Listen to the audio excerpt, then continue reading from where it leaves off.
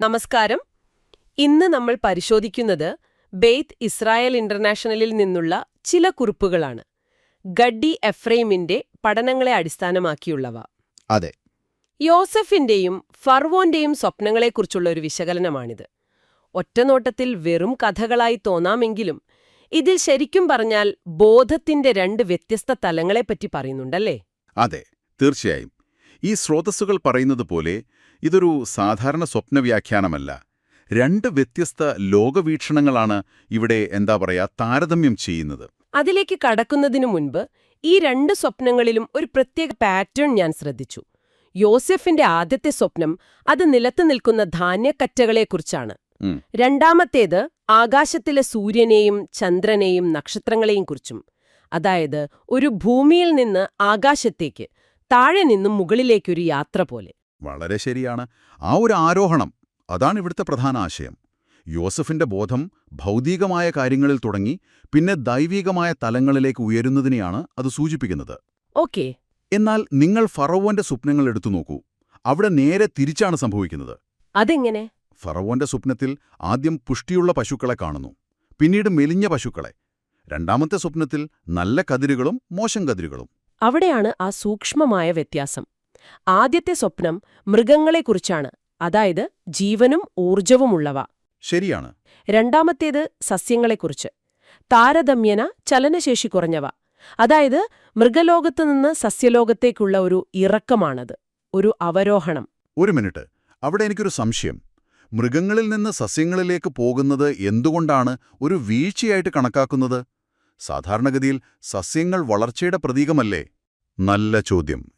ഈ വ്യാഖ്യാനം അനുസരിച്ച് ചലനശേഷിയാണ് ഇവിടെ പ്രധാനം. മൃഗങ്ങൾക്ക് സ്വതന്ത്രമായി ചലിക്കാൻ കഴിയും. അത് ഒരു ഉയർന്ന ബോധത്തിന്റെ ലക്ഷണമായി കാണുന്നു. ഓക്കേ. സസ്യങ്ങൾ ഒരിടത്ത് ഉറച്ചു നിൽക്കുന്നവയാണ്. ഇതിനെ ഈജിപ്തിന്റെ പേരുമായി ബന്ധിപ്പിക്കുന്നുണ്ട്. ഈജിപ്തിനെ മിത്സറയീം എന്ന് ഹീബ്രുവിൽ വിളിക്കുന്നതിനും ഇവിടെ പ്രാധാന്യമുണ്ട്. എന്താണതിന്റെ അർത്ഥം? പരിമിതികളുടെയും അതിരുകളുടെയും ഫലം എന്നാണതിന്റെ അർത്ഥം. അപ്പോ ഫറവോന്റെ ബോധം ആ ഭൗതിക പരിമിതികളിൽ ഒതുങ്ങി നിൽക്കുന്നു എന്നാണ് ഈ കുറിപ്പുകൾ പറയുന്നത്. അപ്പോൾ യോസേഫിന്റെ സ്വപ്നങ്ങൾ ഒരു വലിയ ദൗത്യത്തിന്റെ ഭാഗമാണെന്നാണോ ഈ കുറിപ്പുകൾ പറയുന്നത്? അതിൽ മഷിയാഹ് ബെൻ യോസെഫ് എന്നൊരു പ്രയോഗം ഞാൻ കണ്ടിരുന്നു. എന്താണ് ആശയം? മഷിയ ബെൻ യോസേഫ് എന്നത് ഒരു വീണ്ടെടുപ്പുകാരന്റെ സങ്കല്പമാണ്. ഈ പഠനങ്ങൾ അനുസരിച്ച് യോസേഫിന്റെ ദൗത്യത്തിന് രണ്ട് ഭാഗങ്ങളുണ്ട്. രണ്ട് ഭാഗങ്ങളോ? അതെ. ആദ്യത്തെ സ്വപ്നം, അതായത് കറ്റകളുടേത്, അത് ഭൗതിക ലോകത്തെ ശരിയാക്കുന്നതിനെയാണ് കാണിക്കുന്നത്. സമ്പദ്വ്യവസ്ഥ, ഉപജീവനം, അങ്ങനെയുള്ള കാര്യങ്ങൾ. രണ്ടാമത്തെ സ്വപ്നം, നക്ഷത്രങ്ങളുടേത്, അത് ദൈവിക ജ്ഞാനവും വെളിപാടും ലോകത്തിലേക്ക് കൊണ്ടുവരുന്നതിനെയും. അപ്പൊ ഭൗതികവും ആത്മീയവുമായ രണ്ട് തലങ്ങൾ. അതെ. ഈ ഇരട്ട ദൗത്യമാണ് മഷിയാഹ് ബെൻ യോസേഫിന്റെ കാതൽ. ഭൗതിക ലോകത്ത് നിന്നുകൊണ്ട് തന്നെ ആത്മീയമായി ഉയരുക. ഇത് വളരെ ആഴത്തിലുള്ള ചിന്തയാണല്ലോ. ലോകത്തിൽ പ്രവർത്തിക്കുക, പക്ഷെ ലോകത്തിന്റെ ഭാഗമാകാതിരിക്കുക എന്നൊക്കെ പറയുന്നത് പോലെ. ഈ കുറിപ്പുകളിൽ യാക്കോബിന്റെ ജീവിതവുമായി ഇതിനെ ബന്ധിപ്പിക്കുന്നുണ്ടല്ലോ, ആ 7 വർഷങ്ങളുടെ കാര്യം. തീർച്ചയായും. റാഹേലിനും ലേയയ്ക്കും വേണ്ടിയുള്ള യാക്കോബിന്റെ 7 വർഷത്തെ കഠിനാധ്വാനം, അത് യോസേഫിന്റെ 7 വർഷത്തെ സമൃദ്ധിക്കും 7 വർഷത്തെ ക്ഷാമത്തിനും സമാന്തരമായാണ് ഗഡ്ഡി എഫ്രൈം കാണുന്നത്. അതെങ്ങനെയാണ് ബന്ധിപ്പിക്കുന്നത്? ഇവിടെ റാഹേൽ എന്നത് വെളിപാടിനെയും അനുഗ്രഹത്തെയുമാണ് കാണിക്കുന്നത്. അത് സമൃദ്ധിയുടെ 7 വർഷം. ഓക്കേ. ലേയ ആകട്ടെ മറഞ്ഞിരിക്കുന്നതിനെയും പോരാട്ടത്തെയും സൂചിപ്പിക്കുന്നു. അത് ക്ഷാമത്തിന്റെ 7 വർഷം.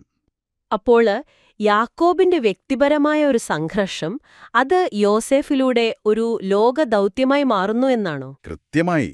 അതുകൊണ്ടാണ് യോസേഫ് ഫറവോനോട് പറയുന്നത് ഇതൊരു ഒരേ സ്വപ്നമാണ് എന്ന്. യാക്കോബിന്റെ ജീവിതത്തിലെ 2 ഘട്ടങ്ങൾ യോസേഫിന്റെ കാലത്ത് ലോകം മുഴുവൻ അനുഭവിക്കുന്ന സമൃദ്ധിയും ക്ഷാമവുമായി മാറുന്നു. വ്യക്തിപരവും ആഗോളവുമായ തലങ്ങൾ ഒന്നായി ചേരുകയാണവിടെ. അപ്പോൾ ഈ വിശകലനം കേൾക്കുമ്പോൾ ഇതൊരു പുരാതന വ്യാഖ്യാനം മാത്രമല്ലെന്ന് തോന്നുന്നു. നമ്മുടെ സ്വന്തം ജീവിതത്തെയും സ്വപ്നങ്ങളെയും കുറിച്ച് ചിന്തിക്കാൻ ഇതൊരവസരം നൽകുന്നുണ്ട്. നമ്മുടെ ലക്ഷ്യങ്ങൾ ഫറവോന്റെ സ്വപ്നം പോലെ ഭൗതികമായ പരിമിതികളിൽ മാത്രം ഒതുങ്ങി നിൽക്കുന്നവയാണോ? അതോ യോസേഫിനെ പോലെ നമ്മുടെ ദൈനംദിന പ്രവർത്തികളെ ഒരു വലിയ ലക്ഷ്യവുമായി ബന്ധിപ്പിച്ച് താഴെ നിന്ന് മുകളിലേക്ക് ഉയരാൻ ശ്രമിക്കുന്നവയാണോ? ഇതൊരു നല്ല ചോദ്യമാണല്ലേ?